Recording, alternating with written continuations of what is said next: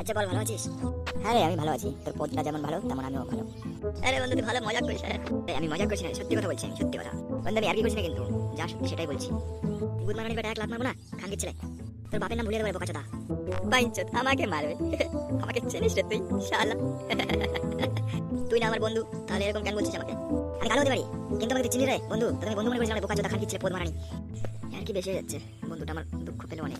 এ বন্ধু, বন্ধু কি রে বন্ধু, রাগ করলি নাকি? আরে বন্ধুদের মধ্যে এটুক তো চলবেই, এটা স্বাভাবিক। এটা রাগ করলে হয়?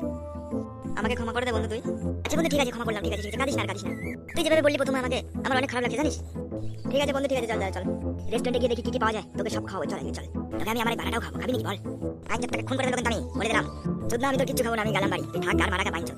এই যাস না রে, আর কি করছিস? যাস না, দাঁড়া। এই হ্যালো, কি রে বাইঞ্চোদ, আয় দিকে। এই আমি আর যাবো না তোর কাছে, তুই আমাকে বহুত গালাগালি করলি।